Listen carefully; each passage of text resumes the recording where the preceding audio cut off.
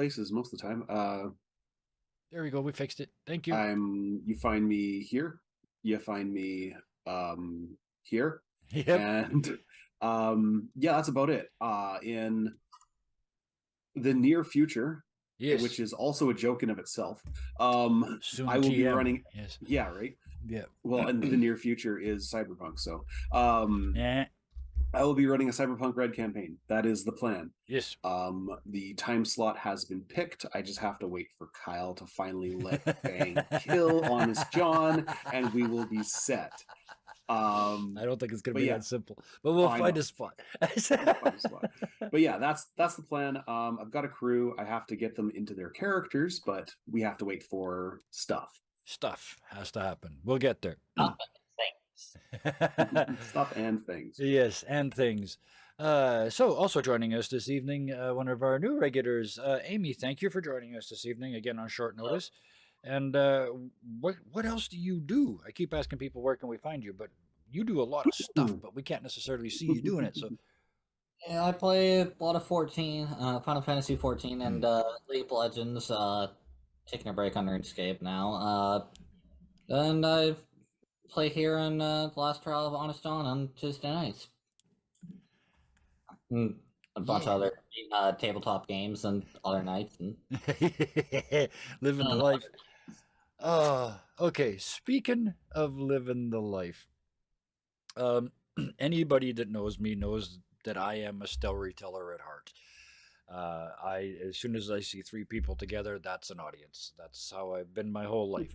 I have been called a liar in good faith, and I took it as a compliment because I lie with the intent of entertaining people. Anybody that also knows me knows one of the things I say on a regular basis is never let reality stand in the way of a joke. So, and I figure if you're going to go hard. So when I saw this game, The Extraordinary Adventures of Baron Munchausen by James Wallace, I had to have it. I actually did some research for tonight, which is weird. I did more research for tonight than I do for an actual RP role-playing session. So, which is to say not much, but some. I actually looked up the history of tall tales because some might say they're a dying art form, that they don't get done anymore. And I kind of looked into the history, and I was really surprised because the first thing I read is that they were almost certainly developed from bragging competitions in the 1700s from frontiersmen telling tales of the wild, wild west. And I read that and I thought, no way, people have been telling tall tales before that. They have to have. And so I thought, well, let's just break that right now. So I looked up Baron Munchausen themselves. Turns out they were created by Rudolf Erich Rasp in 1785, conveniently right in the middle of that time span. They were, it turns out, loosely based on somebody named Baron Hieronymus Karl Friedrich Freier von Munchausen, who was famous for telling tall tales based on his lackluster military career. So there's probably a real person, not probably the person actually sued them, according to one story, for stealing their idea. But so 1785 to 1700s, that's when this started. This particular form, as Bison pointed out, that bullshitting's been going on forever. That's never going to stop. But this particular form, and there are a couple of common features that stand out in this. The first one is they're told in the first person. It's I, not a friend of a friend. It's personal responsibility sitting in the chair. I was there, so I can answer all the questions. It's not a common storytelling technique, even amongst storytellers. It's easier to do the looking down from above and telling the whole story thing. So this doing it all in the first person is unique. It also makes it way more like an improv game, and it makes it really suitable for what we're going to do tonight, which is basically an improv game. Another feature of these is that they are full of impossible achievements. I don't know how many of these people actually know, but the one Baron Munchausen story that always sticks with me, and it's in here as a card, so hopefully it doesn't come up tonight, is the how they got to the moon with 20 feet of rope. And it's quite easy. You just cut a bit off the bottom and tie it to the top and keep going. Uh, repeat until you get to the moon. It's a very simple story. So that's for anybody that doesn't know what a Baron Munchausen story is. That's a Munchausen story. They are literally impossible, but they're told with intentional comedic effect, but with pure seriousness. It's told as though it's true. There's one more thing with them, and it makes sense considering the history I looked up today. They are invariably set in the 1700s, invariably in the 18th century. So there's no tech. I can't invoke internet. I can't invoke computers. I can't even call a phone. So whoever's telling the story, these stories is, if you want to play hard, they're set in the 1700s. 1780s?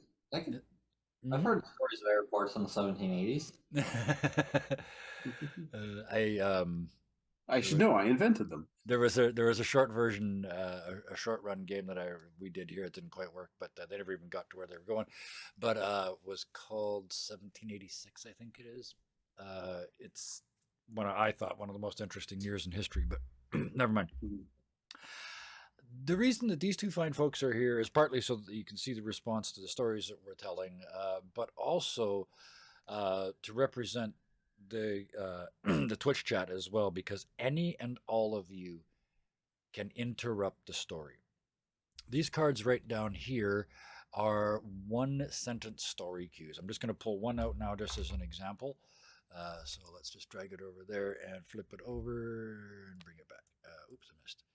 So this is how you would start each round if you were playing as a group. Please tell us the story of how it was that you and not Francis Bacon wrote the plays of William Shakespeare. And off you would go. That's all you get. So start your story.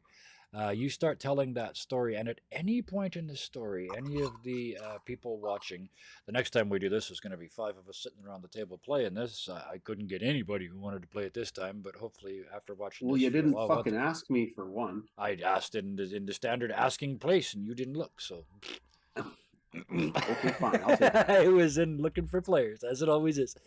So, anyway, fine, you're in. You're also playing tonight. Good, there you go. See how easy that was? So you would get this story. The other players have access to these, which is a pile of 5 coins. At any point in the story, anybody listening can interrupt.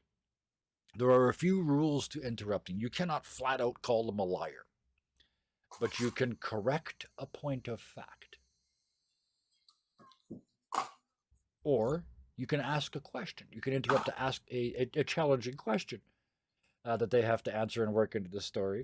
Or you can add something, usually in the form of, I heard that, and then drop information into the story that they also have to work in. When you do that, you take one of your coins and you put it on there as the challenge. Whoever's telling the story then has a choice. They can either just take that and work it into the story, in which case they just take your coin, or they can, these are mine here, by the way, they can deny it. So say you said, the example in the book, we climbed the Colossus of Rhodes, and someone says, but surely the Colossus of Rhodes fell far before you were there, and they play their coin. You can either say, you didn't let me finish. We climbed the ruins of the Colossus of Rhodes, and take their coin. Or you can say, you can challenge them, take one of your coins, cover theirs, and flat out call them a liar. Back. You can't do it to the person telling the story, but the person telling the story can look at you and say, you have your times incorrect. I'm older than I looked. The statue of Rhodes was there. And this can keep going. You can, then this person can then say, I think you'll find, as my father was there before you, that you were, and just play and play and play until one of two things happens. Either the storyteller works it all, as it builds and builds and builds, works it all into the story, or they give up, the coins are taken by the person asking the questions, and then they have to move on. That's the base mechanic, but here's where the mechanic gets interesting, because you notice when you win, you lose, and when you lose, you win. It kind of seems backwards. But at the very end of the game, the way that the winner is determined is we go around the table, and each person has their own stake sitting in front of them, and they have to commit their whole stake to the best story of the night. I say so and so told the best story and give them all of their coins.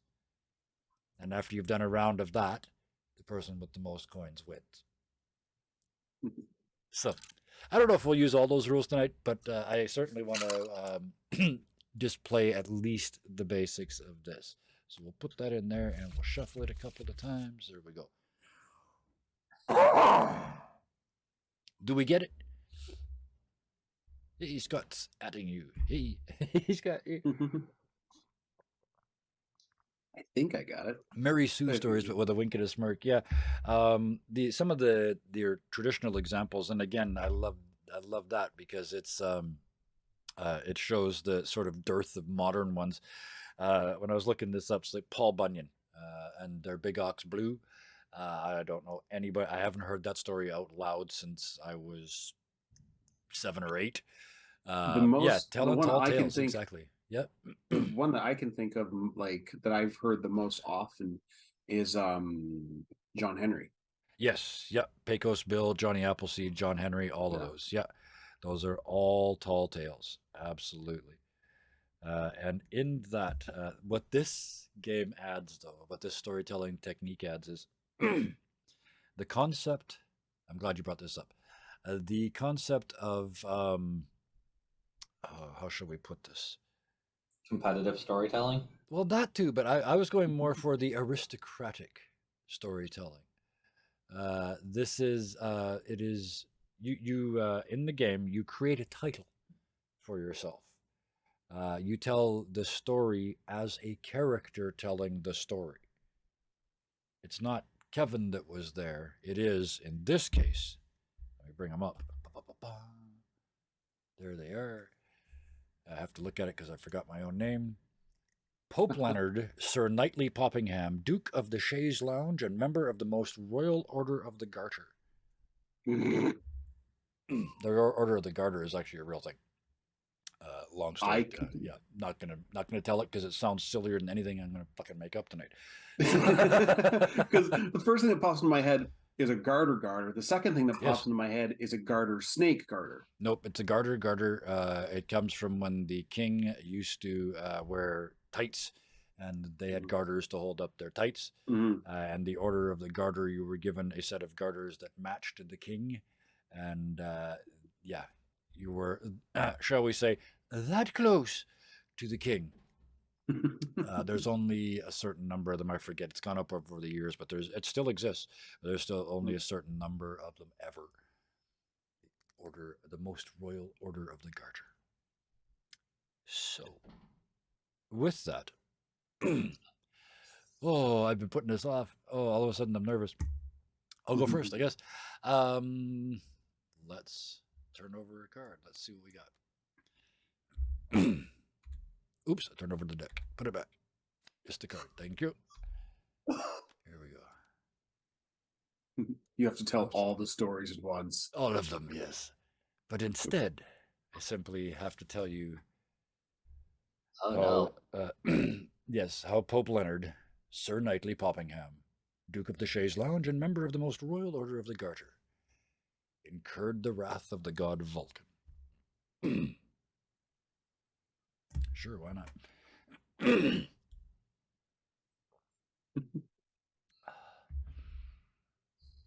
Oh, that old explosive tale. Again? Well, really? Once. I've told it more often than that place has erupted. Vesuvius, of course, is what I'm speaking of.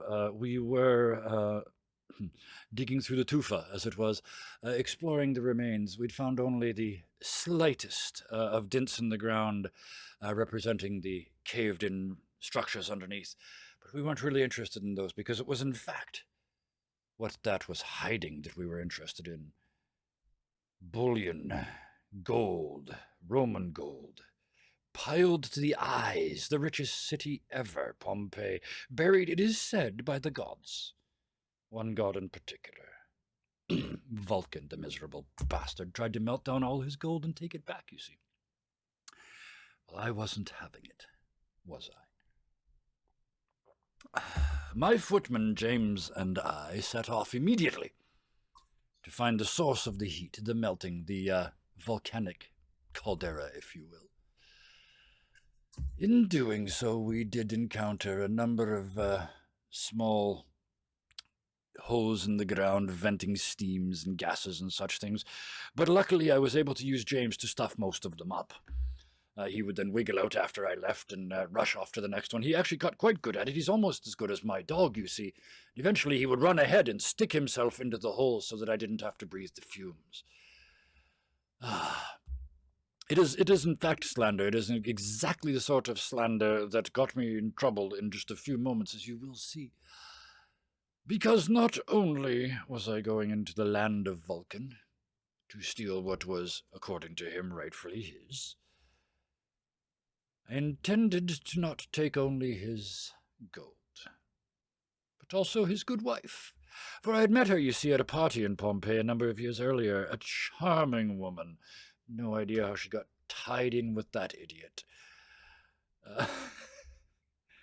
I was a chimney sweep for a while, hence the smoky voice. Yes. But as we approached the mountain itself, we got plenty of warnings, fear not. The first one, of course, was the vents, but I had a James, and he didn't, so we continued on up the hill.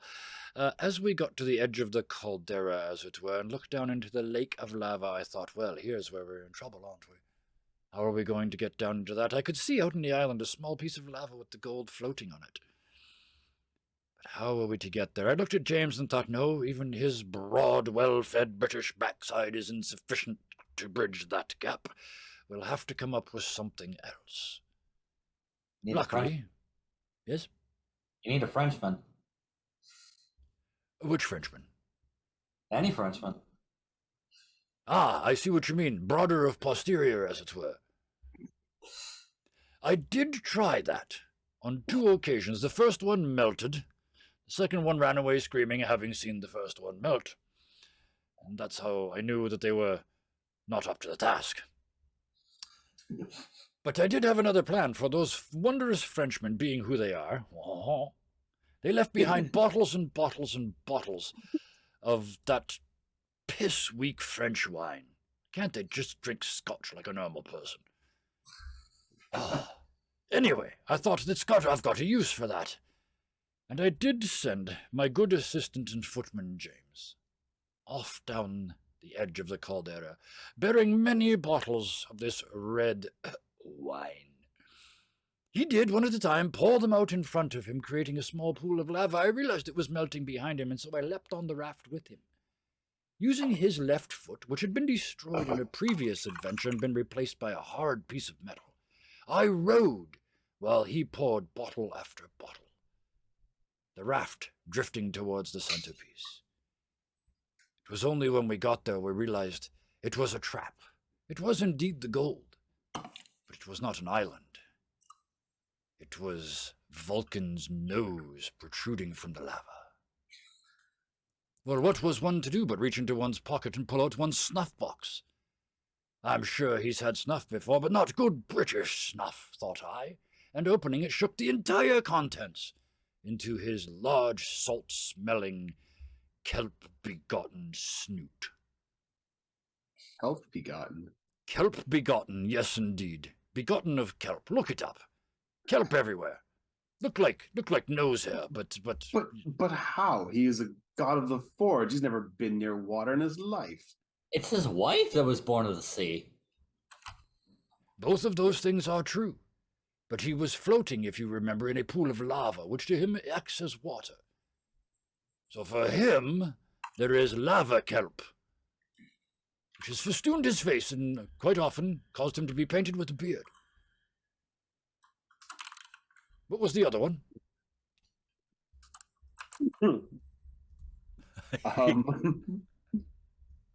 Snoot, yes. He calls it snoot. It's actually dried bits of extremely hard lava. Looks like string. Pele's hair, they call it in the real world. But did you remember to boop the snoot? You're getting ahead of me. I didn't have to boop the snoot. The snoot was, at this point, with all that good British snuff in it, self-booping, as it were. And we, the gold, and luckily my assistant and footman James, were launched verily and mightily, erupted, it might say, one might even say, by the very god that was there to destroy us. As we flew through the air, I had the temerity to ask for my snuff back, and while the rest of it was apparently fair play by him, that he considered rude. And since that very day... You did give it to him, and you are a guest in his home. I provided him with a gift. And you demanded your gift. You demanded it back? He How kicked me dare out. you, sir? You're absolutely right. I was rude, and perhaps that is why, to this very, very day, I daren't go near any geyser, however you pronounce it, vent, steamhole, or volcano without my now amply amplified, much larger and much more well-fed version of my footman and assistant, James.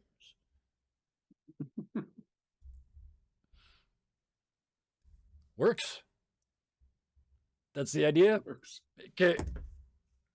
I am not professional enough a bullshitter for this. Oh, I was born to play this game. Confession time. 7, 8, 9 years old before I learned, because you got to learn somehow. You learn by mistakes. I would start telling bullshit stories to adults, and just go until I got caught, and then try and back up and not get caught. So yeah, I've been playing this game in some form or another since I was old enough to talk. Yeah, we're scarred when you need them. Shit. Snoot and booping, yes, I booped Vulcan's snoot. Only on Dirty 20 Gaming, you say? It's like tea. Oh, which tea was that? Red Rose. Only in Canada, you say? Yeah. In Canada. Fuck. Yeah, and there's now the I voice. remember. There's the voice for anybody that's worried about it. Oh, except you got to be Canadian. The Red Rose tea voice, the badly English voiced Red Rose tea people in the ads for that tea. Oh, so yeah, they would do like World War One ads where they'd be in the trenches. Like, yes. Is that Red Rose tea? Only in Canada. Pity. That was the punchline, right? And now, funnily, all these years later, Kraft peanut butter is doing the same shit. The latest one, the young international couple has moved overseas. Or she's moved overseas with the Canadian partner has moved overseas with their partner, and they're putting stuff away and they're packing groceries away. And she says, weirdly, "Where's the Kraft peanut butter?" Instead of "Where's the peanut butter?" Yeah. "Oh, we don't have Kraft peanut butter here." And she goes and starts packing up the gobs. So, yeah, same thing, right? Yeah. All right. Your turn. You ready? Okay. All right. Put the card over there. I'm going to flip the card and bring it back. And I will actually ask you the question. Please, tell us the story of your argument with the noted sorcerer Dr. D, and how you finally rid yourself of the ass's ears that he gave you. Okay. Do you know who Dr. D is? It doesn't matter. You can be anybody in this story, but do you know the one that's actually being referred to, the sorcerer? I do not know which one he's specifically referring to. John Dee was one of the last official sorcerers to a king. He hung out with Aleister Crowley and that bunch. Oh, okay. See, when you said John Dee, the first thing that popped into my head was the Good Omens villain. Or not Good Omens, the Sandman villain. Oh, okay. Yeah. They might John have. Dee. The same guy. Probably, Yeah, probably refers to the same probably person. is. So, yeah. So, I know from The Secrets of the Immortal Nicholas Flamel. And apparently he was born the same day as me. Oh, obviously a few hundred years earlier. yes, yeah. July 13th. Mm-hmm. Okay. Well, so I ran into Dr. D the other day. It was reminded me of our last encounter. You see, Dr. D and I had a wager going on the nature of the Philosopher's Stone. The Philosopher's Stone, of course, can turn any element into gold. And I had found it lying in the gutter a few weeks ago. And In the gutter? in the gutter. I know. Some idiot threw it out. I guess his water didn't turn into wine. Anyways. So I find this thing and I pick it up and I look to at the time, my noted friend, Sorcerer Dr. D, and I said to him, "This might be the Philosopher's Stone. We should use it, make ourselves rich." And he's like, "No, we should use it and overthrow the king." Poppycock! How dare you, sir? I am a knight of the realm. And he's like, "No, you're a horse's ass." And then I turned and heard a scream from across the street, and there was a child looking at her, eyes agape, screaming as if the devil himself had come down and slapped away his lolly. And I turned, ready to fight whatever miscreant had torn itself from the bowels of hell, and I saw myself with ears. And I looked to Dr. D, and I'm like, "You rapscallion, sir. How dare you?" And Dr. D laughed and said, actually, I don't remember what he said, because donkeys don't understand what people say. But surely, sir, you had 4 ears. You must remember what he said. I had 2 ears. That ass turned mine into an ass's ears. And donkeys don't understand human. So he's blabbering away like blah, blah, blah, blah, blah. I'm Dr. D. Look at me. I turned my best friend's ears into a fucking ass. So I slapped him. And I accidentally realized that I slapped him with the Philosopher's Stone. Uh-oh. And I don't know if you're familiar with what it looks like when a man's cheek turns into another type of cheek. And I looked at him and I said, "Well, who's the ass now, sir?" And he apologized. Gave me back my ears. I thought you were going to go all King Midas on him. Well, by that point I had forgotten. I was wondering about that. The Philosopher's Stone. I was wondering about that. Yeah, it started off as goal. I was going to call you on it, but nah. I saw you. I watched you see the finish line and go, "I can get there from here." And you just started running. But yeah. But I had already seen him turn to gold in front of you, and then you had to hide him, and yeah. Yeah. But yeah, absolutely. You got a coin out of me for sure. I'll put it back for now, but yeah. Oh.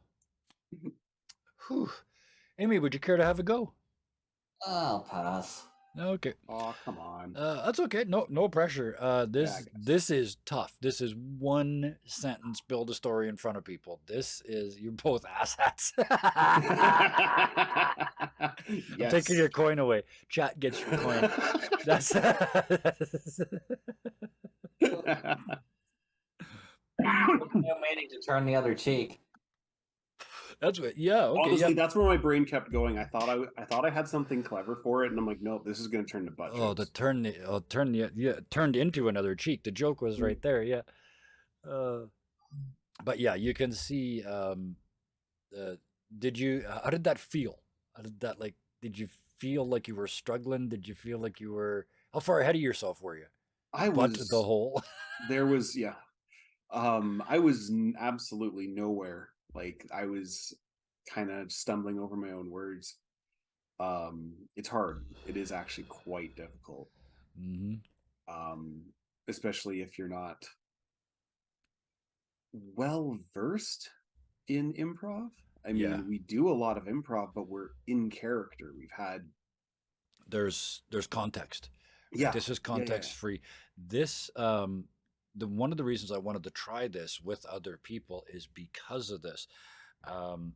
We faced a very similar thing when we did when we played my game, where I reduced the random number to the game to just a random number generator and a story. There was no skills, no magic, no nothing. Just what are you doing, and we'll figure out a chance. And the response I got from that is it's too open. There's too many choices. I want a tunnel. Like, I want not a tunnel 1 sentence wide, but I want at least a range to start with, like a direction. Yeah. And in a lot of people also mention they it's not quite related to this, but it kind of is that when they get stuck for something to do, they look at their character sheet to get inspiration. You can't do that in this, other No. than be I a didn't even have prat, a right? yeah. We didn't even get you to introduce yourself, so yeah, Yeah. I didn't even have a name, so yeah. Yeah. But yeah, that's the this is exactly why I wanted to do this, because I knew it was going to be tough. I this rendition of but yeah, the there's 100. You see, there's 109 more cards there. So, and that's just the ones that came with the game. Plus, it's not all the ones that came with the game, because there's more sections that I haven't even got to yet. But yeah, it is that sheer on the fly madness. And then once you get past that, then you start piling on the competitive side of it, right? Mhm. Then you start, thinking, wow, I got to outdo that, but I can't make it sound too much like that. And then it gets complex. This is definitely one that would play better in person because you can play off each other. Yeah, You play off the Yeah. table. yeah, The energy kind of would ramp up a yeah, lot faster, yeah. and the bullshit would start flying a lot quicker. It also actively, well, of course, the instruction manual is written in the first person, Mhm. of course, and there are strong recommendations for brandy or port to be Yeah. brought, of course, by your servants. Yeah, there's the whole atmosphere and mystique. Mhm. When we do play this, I absolutely guarantee you, given the similarities that are already there, I've got. I don't know if it was a joke or something, but I somehow ended up with a container of gel. Like, Mhm. okay, sure, thanks. But yeah, it turns out I can use it to make the beard all pointy, just like the picture.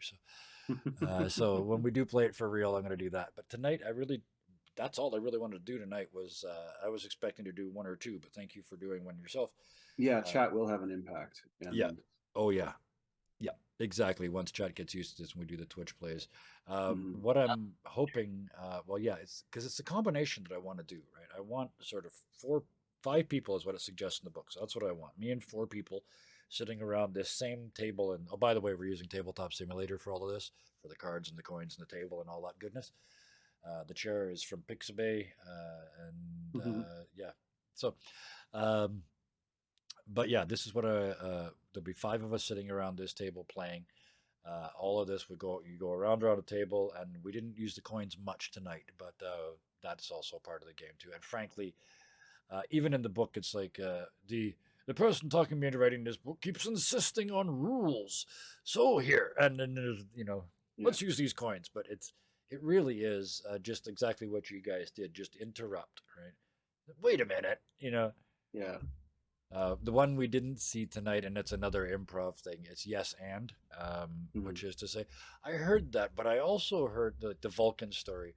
But I Mhm. heard that he wasn't allergic to, or he didn't react to snuff. Wouldn't the snuff just burn up in the lava? Yes, and that's Yeah. how we invented smoking. There's a way out, but that's the sort of challenges that you can do. I think. Ooh, here's the thing I learned tonight. When you can jump in and mess around. Absolutely. Here's the thing I learned tonight, though. Another person in the chat has talked about this before. I think we need to play, probably not on stream, but an actual improv night, and show you guys some improv games, because this is yes and that's all this game is, and plus combined with a game called Change, Mhm. which is you start telling a story, you start doing a scene, and somebody off screen yells change, and you have to change the last sentence. Um, yeah, definitely be up for improv. Okay, yeah, we'll set something up. Like I said, I don't think that's something I want to stream. I don't think, because there's a lot of talking and lots of repetitive scenes, like everybody does scenes. Mhm. Um, so yeah, okay, let's draw that out of this. Improv, a little bit of improv. I hesitate to call it training. Let's call it work, because you can't train to improv. That makes no sense to me. You can't train to make shit up. Um, Yeah. but do it Exercising those muscles. well. Even that. I did improv for a long time, so I'm going to stand here and pretend I'm an expert. Uh, it is about self trust. There's only one thing it takes to be a good improver. It is trusting yourself. Open your mouth and let it fall out. That's why I asked how far ahead you were in your story. I It was, was like yeah, maybe 3 words. okay. Yeah, I That's was why it never, kind of yeah, the Philosopher's Stone kind of got yep. dropped to the back when I yeah.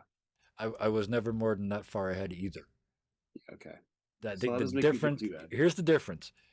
You were making a story up. I was listening to one. I just let it fall out. I had next to no input into that story. I was hearing it for the first time, just like you were. Scott, I don't Yeah. think there's a single person in this table that isn't ADHD. Oh, it is. And with all, Hello. This game is perfect for that though, I was because diagnosed when I was 9. yeah, this I gotta say though, this game is perfect for that because it's 5 minutes of hyper focus, 3 to 5 minutes Yep. of just hyper focus on one sentence, and I could definitely feel my ADHD kicking in as it and went, and and yeah, that was making it easier. when you get to the point where that ADH pony starts to ride, and when you just jump on the back and go, that's when you start telling these stories just flying, just like trust yourself. I referred to it as running up a giant razor blade naked, with your eyes closed. That's how much fun improv. It's how exciting improv can be if you're doing it that hard. So yes, we'll figure out a date for this. A second, yeah, um, yeah. You can just exactly. That's exactly what this is. This is just mad storytelling. That's all it is. It's just cut loose and go. You're in our Discord, right? Yeah, I'm pretty sure. Yeah, yeah. Scott, I'm sure you are. If not, I'll DM you here. Yes, we will absolutely get you in on this. There's a lot of interest, I think, in improv training, and I said it. I don't like it. Improv worked. For this game in particular, I'll focus on. There's 2 or 3 games we'll do. Like I said, yes, and where everything is an addition. Nothing. You never deny anything. Somebody, We're which gonna is, have to tell Sarah about this one. oh yeah, yeah, She's not here, but yeah, she's gonna want oh to. yeah. Scott. And the yes and is going to be where the coins come in. We're going to do this game. I suspect we're going to do this game uh, to play, not to win. Because if you want to Mhm. win in this game, you balk them a couple times uh, before you, before, frankly, you give up and let them take the coins so that they've got them to give to you when it comes to the scoring round, right? You can't win if you have all the coins because you have to vote for somebody else's story was best at the end. So mechanically, you want to say no. Doing improv, I never want to say no. I want to take all the coins because I want to say yes to everything you say. That's what the whole game Yes and is about. And then the other one is change, which is what's going to happen when somebody drops one of these coins on you. And that is learning how to be comfortable with break my game. That's exactly what change is. I am telling a story about a penguin in a zoo. Change. I am telling a story about a penguin in a park. Change. I am telling a story about a mastodon hiding in a restaurant. There, go. Right. And now you can't have a plan because every 3 sentences somebody makes you change it. And this isn't quite that drastic, but it's the same thing, right? It's the interrupt and keep going. Be interrupted, add something and keep going. So yeah, they're probably also the 2 most positive team building, supportive games that there are in improv. And here I go. I'm trying not to get on my hobby horse, but I fucking just did. Those skills will help in real life too. Off hobby horse. That self confidence. Real self confidence, knowing that you can open your face and let it fall out and respond to what happens and deal with it is the central thesis of this game. It's the central thesis of improv, and it will get you through all kinds of shit, including, I'm not a doctor, including your ADHD. Because if you make every encounter with somebody unique and interesting. You don't fall into the ritual. You don't fall into the loop. You don't fall into the I've done this a million times and I stop listening. Right? You don't fall into that because every single encounter is an adventure. So yeah, reactive is the best. Just yeah, and oh, that's the other thing. This game is also going to teach you. Improv is going to teach you is reading faces. It's why I wanted a Zoom call tonight. I could have just sat here and just done this, but seeing a reaction, seeing faces pop back, it's going to be the weird part of this because normally you do improv in front of a crowd of people, so this is going to be different. On the other hand, it is very much like it's supposed to be, which is a group of people sitting around a table. Yeah. So, speaking of which, there's no, yeah, you know the other three, and you're one of them. The four people I want to sit down and play this with, right here in good old British Columbia, over a bottle of wine. Oh, that'll be interesting. Chelsea wouldn't be able to like. Actually, no, I'm not going to say that. She's not going to be able to drink with us. I won't either. I don't drink, so yeah. She would absolutely have a blast. If there's anyone that knows how to bullshit, it's my wife. Yeah. I don't think you touched a nerve. People might not like it. I'm not quite sure. But yeah, reading faces is a skill. But that's just it. You feed. What I think what I was trying to say is you feed off your audience. Yeah. At least I do. So doing comedy to a screen with nobody there is weird. But even one face, even two people reacting live with voices makes a difference. This is kind of another thing I wanted to test tonight. It works, and with 5 people in a lump all together, this would be. Yeah, I really think this would very quickly fall into just a group of friends sitting around a table playing a game that happens to be streamed. It's definitely a beer and pretzels game. Yeah, exactly. Yeah. It takes zero prep. And yeah, for a lot of people, I suspect a bit of liquid confidence would go a long ways to getting them to loosen up and get into this. So yeah, it's the same kind of confidence that you kind of need to beer and pretzels. That was something it's like fossilized poutine. It's something my LGS guy, the guy who got me into a lot of my nerd shit, he would always, if he liked a game that was just really like not serious, very off the cuff, he'd call it a beer and pretzels game. Yep. Just beer. Yeah, it's because that's all your buddies have to show up with, right? Is beer and pretzels. Yeah, there's no special dice. There's no characters. Well, maybe not wings. You don't want to get stuff on the cards. Well, that's the nice part about this. Exactly. You actually don't even have to be in the game, right? What I would like to do, what I didn't do tonight because I didn't think we were going to do what we did, but when there's 4 people in here, anybody who's already got Tabletop Simulator, I'm not going to ask anybody to buy it. It's over $20. Don't do that just for this. But if you already have it, load it up when we play, and you'll be able to move the coins and flip your own cards and all that good stuff. So Tabletop Simulator is a lot of fun. Yeah. Chicken wings, and my challenge with chicken wings as a streaming snack is it's two-handed, and I need one hand on the mouse. So yeah, I don't usually snack, but if I do, it's chips. No, chicken wings. I think Scott is too British to understand. I think it'd be nice to with a game like Cards Against Humanity. Yes. Okay. Yeah. Yes. Scott. Chicken. How do you explain chicken wings? You know that unmarketable shit at the end of a chicken shoulder, the part that should be thrown out. We coat that in hot sauce and charge people $12 for 20 of them at the bar. Ta-da! Why? Because they're drinking for you piss water Canadian beer, and so they just something spicy is just to rinse it down. Yeah.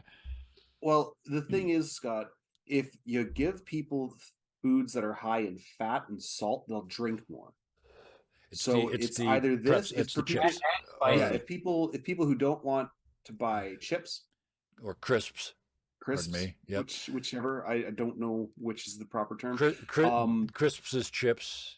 Chips is fries. And also consider that a lot of Westerners, like Americans and stuff, yeah, are peanuts. farmers. Exactly. Salted nuts. Same Farmers. thing. Yeah. So farmers have a lot of excess meats. They'd sell to the bars. They get beer, and yeah. Yeah. Peanuts are salty, so they make you drink more. These are spicy, so they make you drink more. Same thing. Yeah. The sheer gall here is charging you for a plate of them and fretting instead of putting out free peanuts like a normal human being. Wow, that was a good sidetrack. Yeah.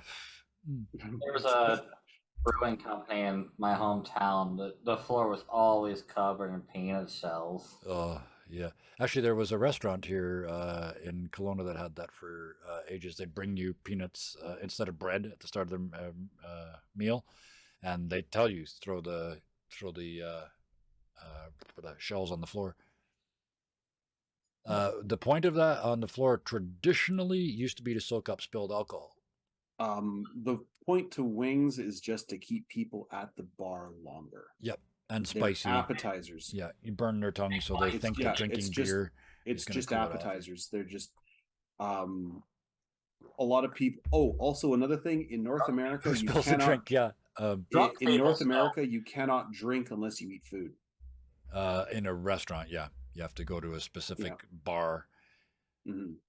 But a lot of bars are usually pubs. I lived in Alberta years and years ago when they were so uptight that bars weren't open on Sunday. So the only place to drink was restaurants and lounges, and they all insisted that you eat. And there was a place in Lake Louise that would sell you a donut and a jug of draft. We called it the Banff breakfast. The Banff breakfast. Someone getting their ass kicked also spilled. Yes, you get your ass kicked if you spill a drink, yes. But that's universal. Party fouls are not cool. Yes. Because then the poor waitress has to fucking clean it up, and they don't. Well, in this case, they just go get the broom and sweep up the peanut shells that are all soaked. Yeah. Mm-hmm. Not New York State.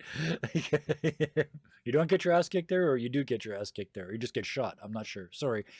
I was trying so hard not to make another joke that I had to go at you, so pardon me.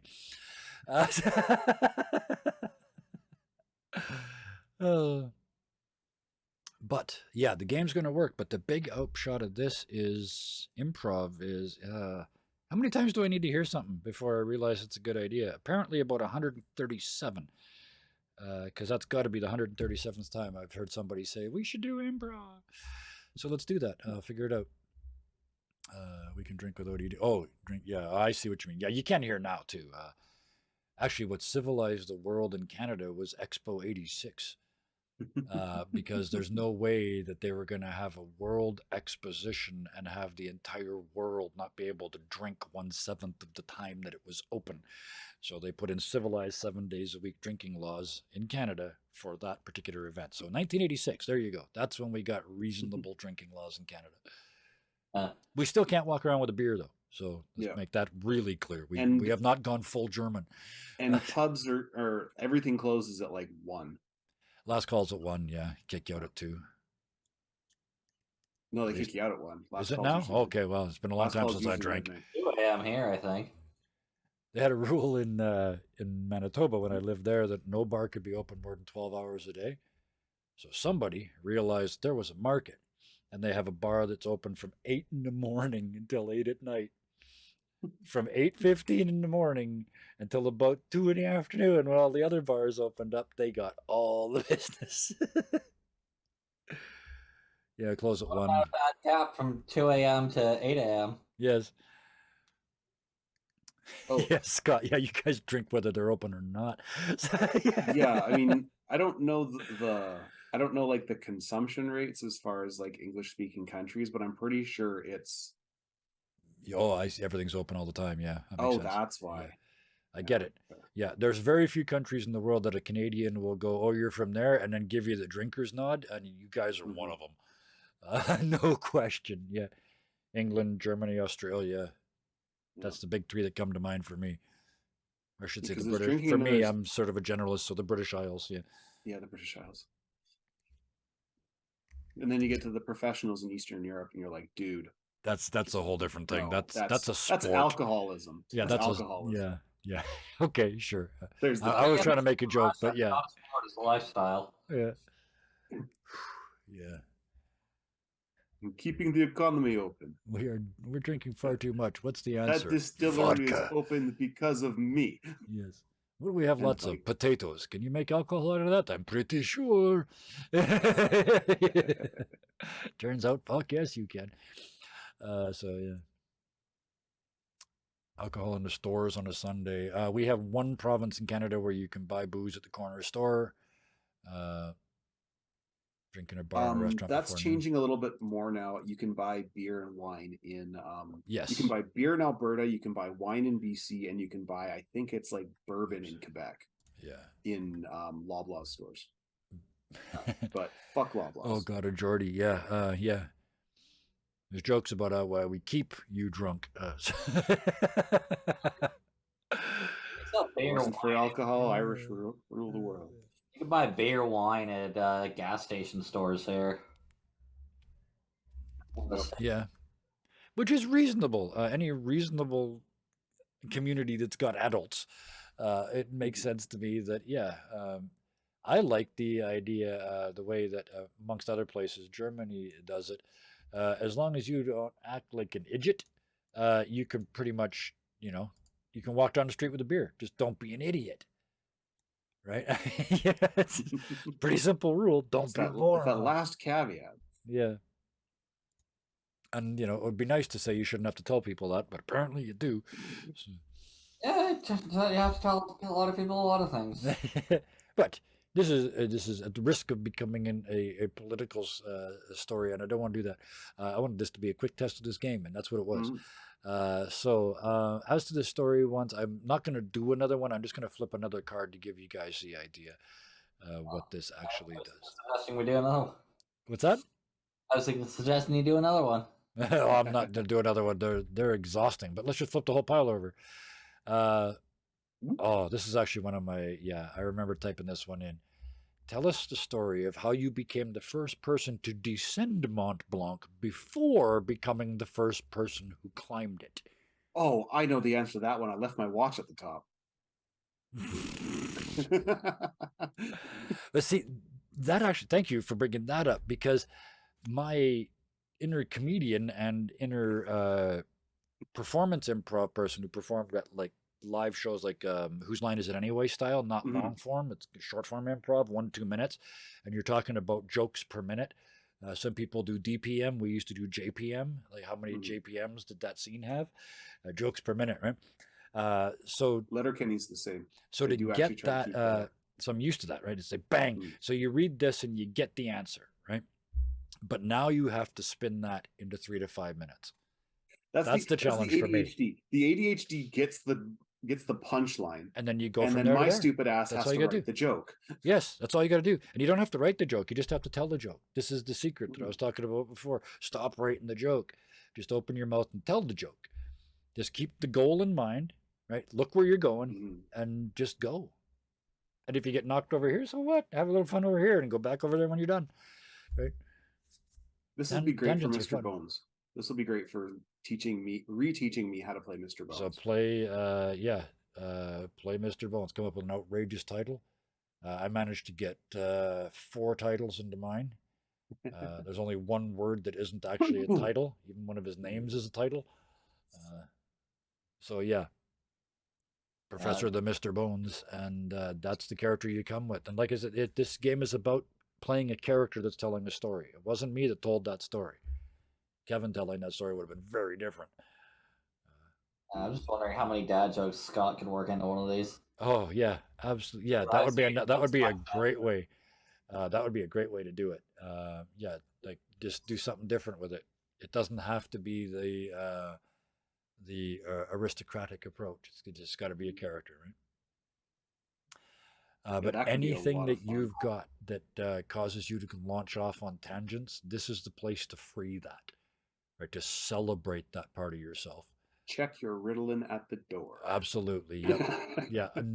Not medical advice. We do not give medical advice, but yeah, mentally speaking, that's what you want to channel, right? Channel that crazy inner voice that's already going, I know, I know, I know. Just go, okay, fucker, go, and let them out. Don't filter them. Just let them out, right?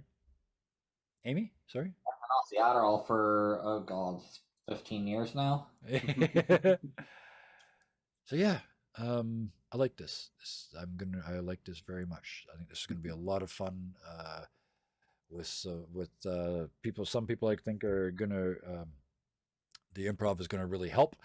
Other people I don't think are gonna need the help, but that's Some people will be grateful for the help. Other people will be there because it's fun. Yeah.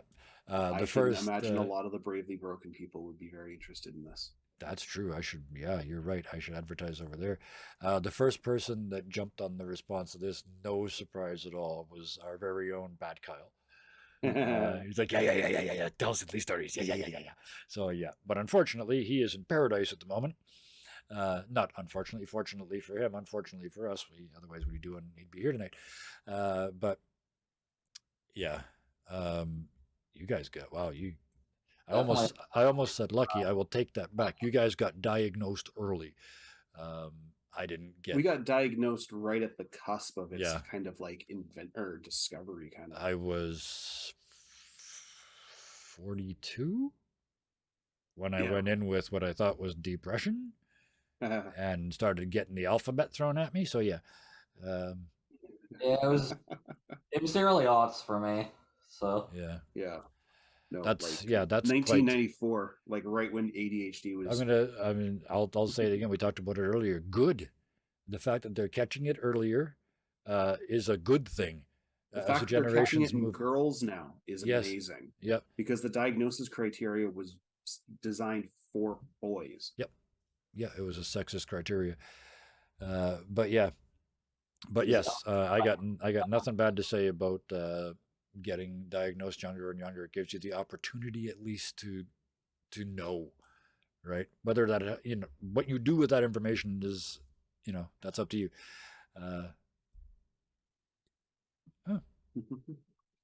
Never. You know what? We are so. Neurodiversity is almost assumed in our channel. We celebrate it. That's the word I'm looking for. Neurospicy. We are all a little neurospicy. Yeah. One of my things about this is, I've had to back off a bit on it because I've had some people tell me it's not always the case, which is perfect. I love stuff that isn't always the case.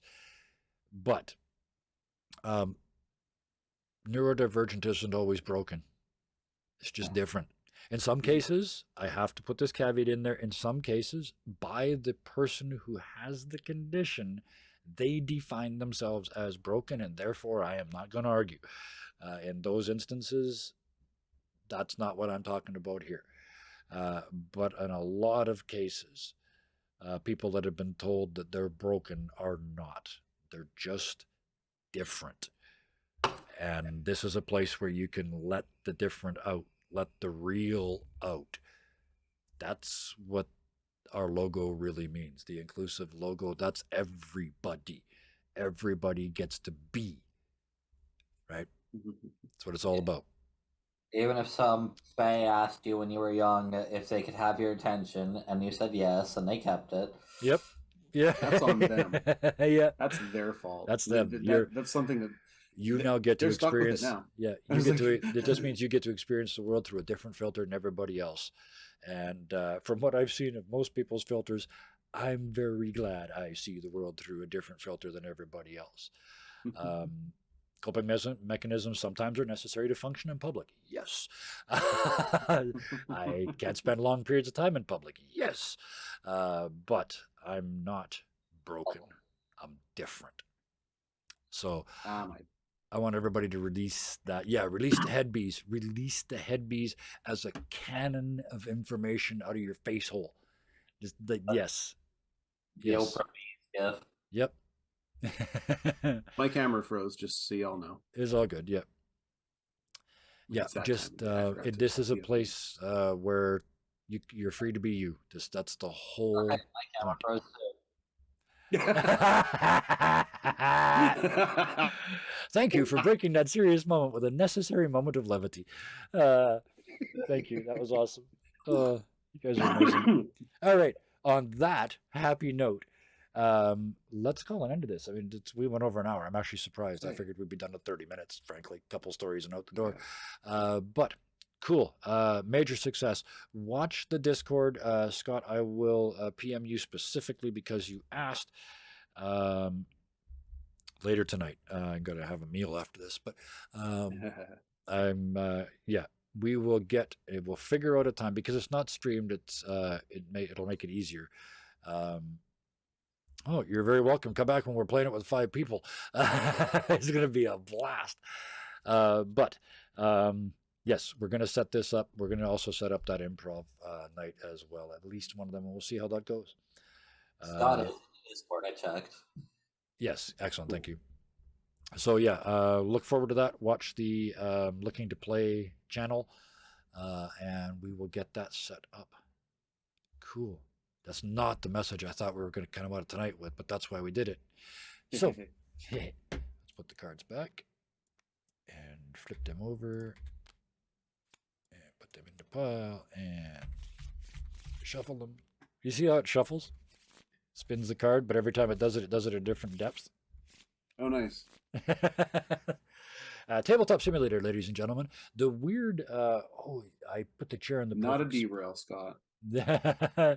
No, no. Scott, main railed. You took us back onto the only rail in Dirty 20 gaming that counts, which is the friends supporting friends first, and then we game. So no, you did us a favor tonight. Thank you for bringing up the topic and making it something we could talk about. You absolutely nailed it. Thank you. You made tonight more important than it would have otherwise been. We would have just been playing a game, but you just made it important. So thank you. Yes. So we're going to do an improv night. Holy Christ. Figure out when. I don't know. I'll figure out something. Rolling Dice Minis, there's actually a flick function. So you can grab something and flick it across the table. And, well, okay. You mentioned functions. I gotta do the thing. Now, watch this. Okay, let's get back to here. Is it an option or is it a menu? Up at the top. It's it's all by itself. There's this little button here. And when you've had enough, when you're playing Axis and Allies and you've only got Moscow and Karelia left, and you've rolled 97 ones tonight, you just say, fuck it. And you flip the table. And it goes forever.